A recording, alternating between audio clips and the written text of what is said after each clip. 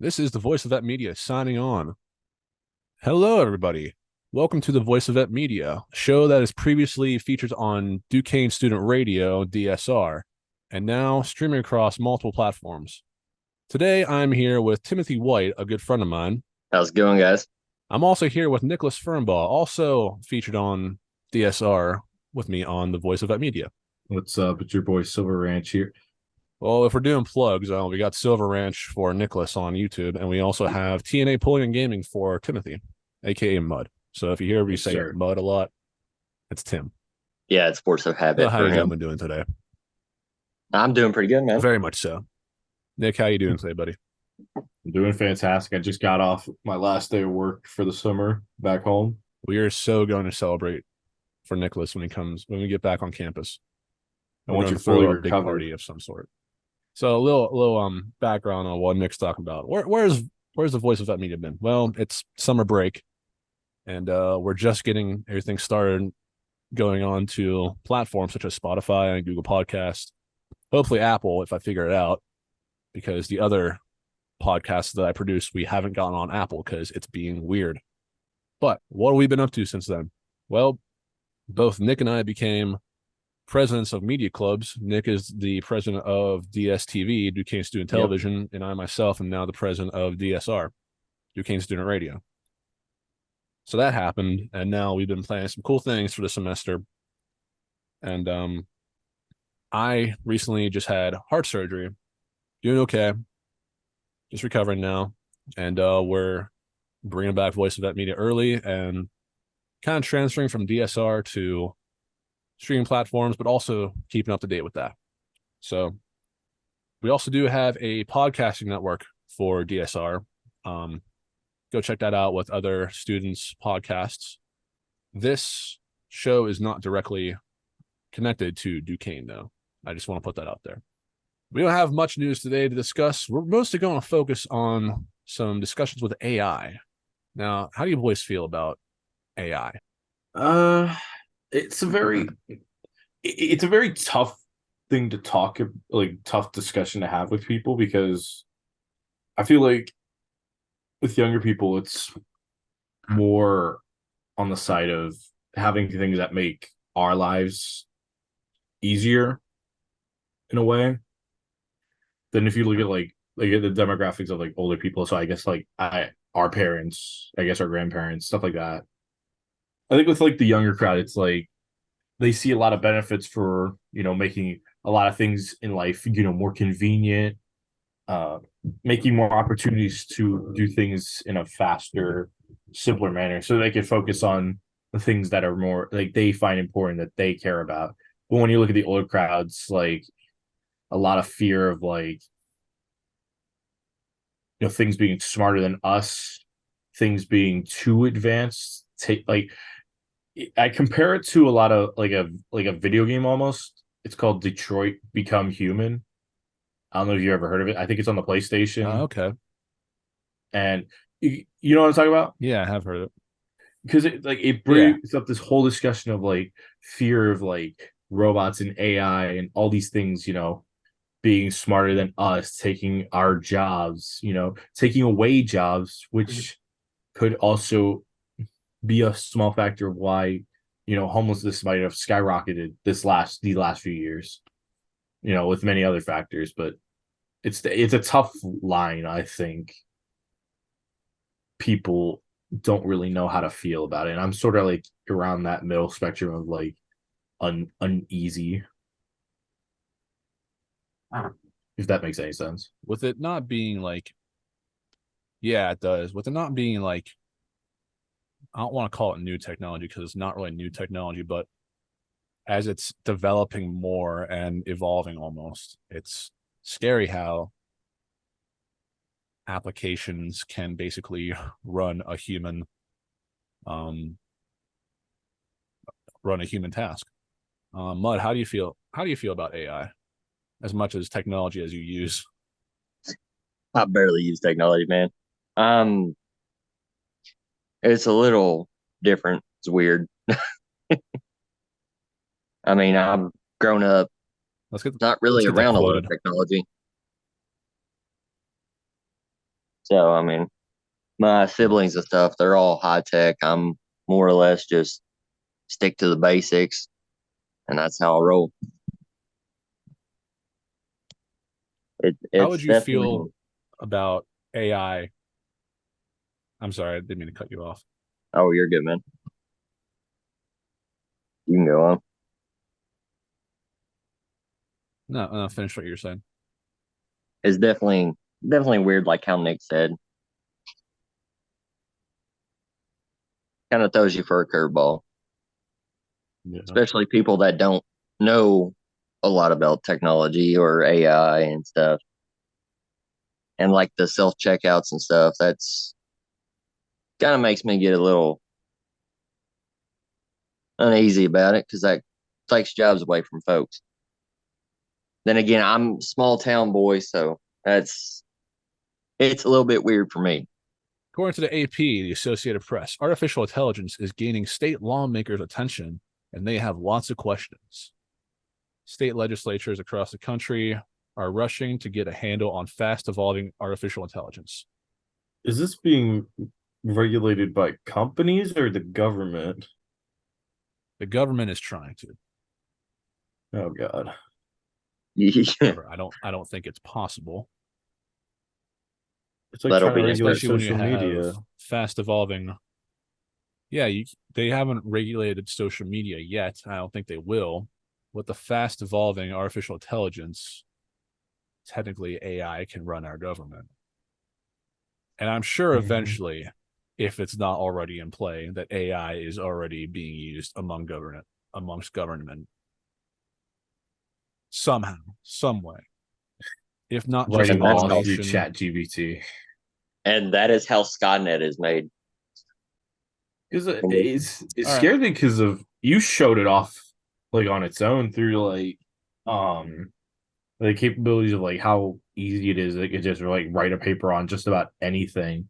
Or like you've seen like some of Yeah. the ads where it's like they'll compare it to like now it's blatantly obvious if it's used, but if you put it in the hands of someone who's not stupid, let's say that, not someone who's just gonna turn in an essay that ChatGPT wrote, like you put it in the hands of someone who's like smart but like lazy and procrastinates, like all three of us, who I'm procrastinates, like just probably not all three tech of us, savvy at Amen. all.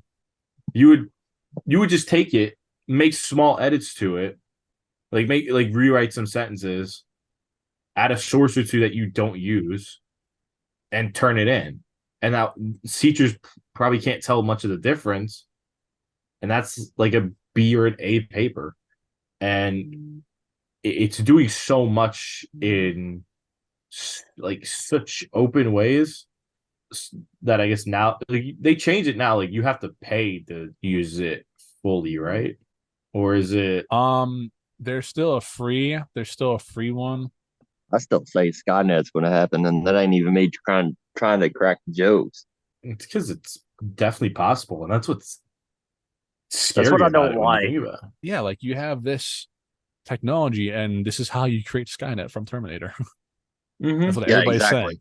But I mean, the closest small tweaks, and that's something that gets passed the next day, and you don't know that because yep.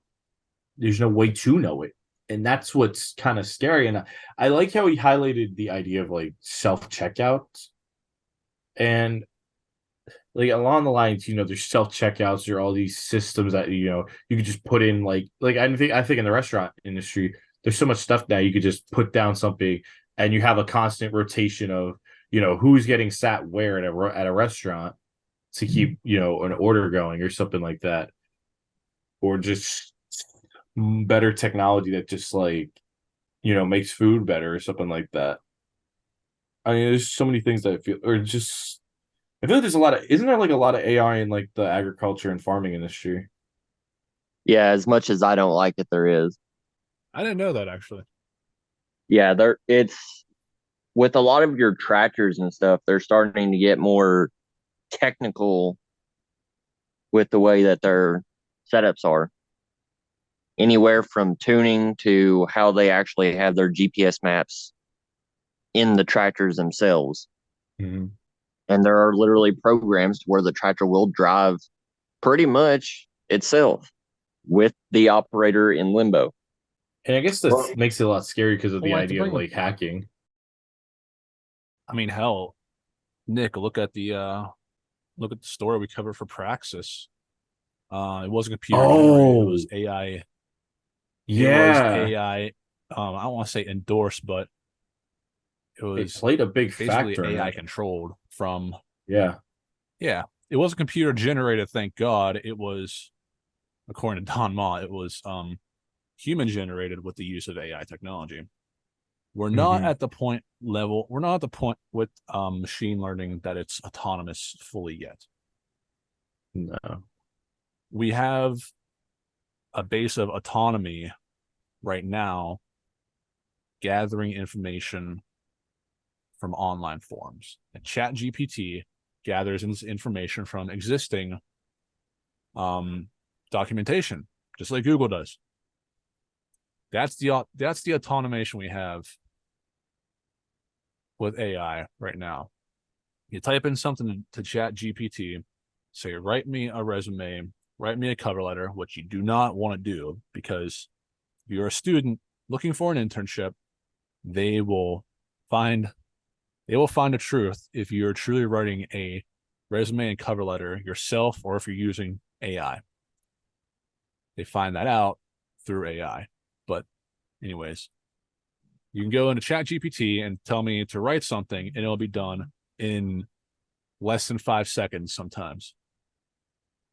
And it's autonomous because it's gathering information from pre-existing databases. So we're not at the point yet where machine learning has developed its own sense of control. And I'm scared for the day that we do. That'll be the part where, all jokes aside, where your country folks are a little bit better set than the people who live in the cities. Because not many of us like a lot of technology. Like, I mean, granted, I got all kinds of people who got stuff to help their daily lives. I mean, me and you, Harley, we game, so we play the PlayStation. We use our phones and stuff to keep in contact with people. But other than Yeah, that, exactly. And I'm not saying AI, I'm not trying to bash that AI is wrong. It's just in the right hands, it could be used properly. In the wrong hands, things can go really wrong. And the things way can we're definitely going, go south. we have we have some pretty irresponsible people in this world, and it's scary. It's very scary. Because once you get one wrong person doing something bad, it messes it up for the whole rest of the For human the whole race, you know? See, the thing about machine learning is machines don't have emotions. They're not built to feel anything. They're built to compute based off logic and reason. And I feel if they have a sometimes humanity probable doesn't have cause. that itself. Yeah. However, if there's a problem, a computer finds a solution. Until we have AI that can develop emotion, I think we're kind of safe. I think we're safe from machine learning. We're not safe from We're kind of humans safe. using AI wrong. Exactly. We're I about 50 think 50. we're getting to I think we're getting to a point where we're learning how to expand AI, but when it's in the wrong hands, we're screwed. Yeah, exactly. Mhm. So we can create these machines, take years, but how do we destroy them? Once AI is up and running and controls the human race, how do we take it down? So how do you take AI's life? You're saying shoot it, but where do you shoot it? You don't shoot your computer. One, if you shoot your computer, you're just stupid, because your computer gets its information from an external database. But here's the thing. We're at the level now where it's not just from one source. It's from many sources. Yeah. Sure, we can go to the Yeah. main company that made the AI and blame them. But what's it going to do? You're taking data from other databases. The only way mooching that off you of could that. even manage to get rid of that is if you got people together and did like a giant EMP. That would be the That's- only way that you could actually destroy it. And that Yeah. would just disable it until you could actually take it apart, disable it yourself. I feel to fully kill AI, we would need to go on a full blackout from the internet. Yeah. Yeah. In the 60s, whenever space technology was coming to its peak, computers aided in getting a man to the moon. Now, in the middle of the 1900s, life changed for humans across the world. To fully kill AI, we will need to kill the entire internet system. It's like we would be living in the dark ages, but that would do so many wrong things. If we kill the internet, we kill all AI machines, we kill all computers. There goes people's medical records. There goes people's jobs. There goes so many things. So we're at a point where there's no turning back with AI, No, we've with literally screwed computers, ourselves. with machines. We're at a point that we have to be smart about using this technology. Yeah. We're at the point where we're using AI like we're trying to teach a toddler how to walk. We're still learning how it works. We're still learning how it could be used in everyday lives. But there will be consequences from it being as light as somebody losing their job to complete utter chaos and total computer domination of the world. Hopefully The that's results when can we're vary. all not alive. Yeah, hopefully that happens like in 300 years from now, but still, you never know. Yeah.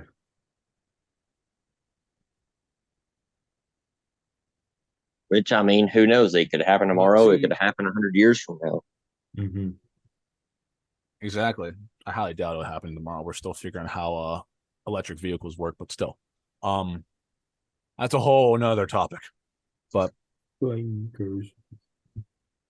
Combustion engines are we're better still than learning electric. how it we're still learning how everything works. We haven't solved global warming yet. I don't think we will for a while. Yeah. That's just the reality because we're still trying to perfect autonomous electric vehicles, which still need power off of natural resources. However, we're working on it as a human race. We're always evolving. Well, enough fear of AI. How about we discuss some of the ups about AI? How has it helped you out, Nick? Um, I'm trying to think. I mean, for starters, I know, well, not in my car, but every other car, my sister, my dad's, and my mom's, they all have like that kind of like something as simple like AI could be like, the center dash that are in most cars from like 2014 onwards, something like that. Yeah, Something like that, yeah. pretty much the 2010 and up in Yeah. vehicles. Yeah, exactly. And like you have But GPS, do you you can have play music, messages, driver assist, you can call like certain people and get destinations put for you. Like it makes you not have to like look at your phone while, going on the road, which is like one of the leading causes of wrecks. So that's one benefit I find yeah? right off the gate. Do you have any personal experiences of AI? Like, how do you use it? Like you Hmm. personally? not sure off the top of my head. if you do. I mean, the closest thing that I can think of off the top of my head is playing music through Alexa. Or like something like That's becoming a standard. yeah. Or like wouldn't another example of AI be like, you know, the app Shazam? No. Yes. So I can give a quick explanation for this. So Mud, so how Shazam works is an app on your phone, and let's say, um let's say some Darius Rucker is playing in the background of like where you're walking, just like walking down the street, you hear Darius Rucker, or like you hear Guns N' Roses. Um just walking down the street. You turn on the Shazam app, you press one button, you hold your phone out to like where you hear the sound, and it will tell you what exact song is playing. Oh, And that's it can pretty add neat. it onto your Spotify, your Apple, or whatever else you're using. That is pretty cool. So I guess that's a big example of what I use. Comes in handy. It comes in handy whenever you're in the car listening to the radio and you don't know the song. Mm-hmm. Now, I know you don't use technology as much, Mud, but can you think of a time that you've used AI to your knowledge? Other than looking at I using can think Google of one. Maps or using like your cell phone, stuff like that, I really don't. Other than like listening to like the radio, like Sirius XM. Like I listen to I Sirius can think of it. XM throughout the day, and then of course I'll have it going when I'm gaming or when I'm outside doing yard work, doing my farm chores, and so forth. I can think of a time where you used my smart speaker. Yeah. You're on a call. I can think of one time that Mud used my speaker. He said, "Okay, Google, play such and such song," because I had my personal assistant open to all voices. So now it only responds to my voice. So thank you, Mud. You taught me how to control my AI better. Even rednecks can use technology sometimes. Kind of like a Sometimes. monkey see, monkey do type of deal. Yeah, pretty much. Most of the stuff that I've Mud learned working saw, on Mud technology. did. Exactly. So AI, is it good? Is it bad? You be the judge. After all, it's in your hands. For now, at least. True.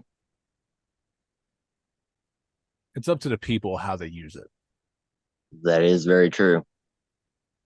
And that can be a very dangerous thing with some people. It's scary what somebody can do with the power of AI. Hell, you get a scam phone call. You answer it. Someone's got your voice. They'll take your audio clip and they'll call somebody else. Use your voice saying, "I'm in trouble. I need help." And they call one of your relatives. They think it's you, but it's not you.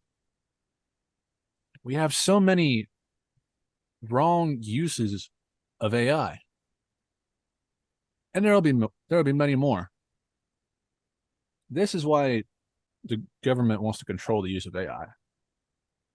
But it's a slap on the wrist for people who are using it for good, which is a problem.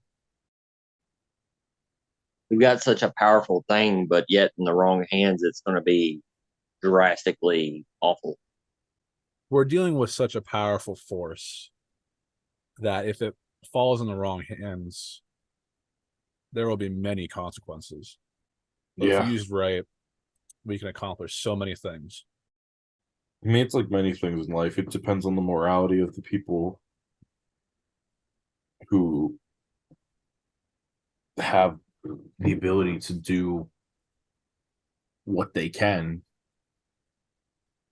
I mean, it just kind of depends on the people who do this, whether if it's for good or for bad. yeah, and it doesn't matter what it is. Everything at the end of the day, whether if it's AI, farming, gaming, social media, just anything, sport franchises, every everything that goes good or bad falls on the morality of people who have the ability and I guess in a way the power to make the decisions. I think that's the bit that's hard to judge and hard to put if it's a good or bad thing. The best way I can describe So the it. problem with society is we have free will. The problem with Yeah. humanity is we have free will. We have the will to do right or wrong. And it's just like it's like the phrase. So it's just like the quote. With great power comes great responsibility. We need tainment for good reasoning. I'm not saying it's not being used right, but some stances it's not being used right. And with that, we're going to go into one more thing. Mud, how do you feel about AI? I've been doing most of the talking. It's definitely interesting. It's both good and bad.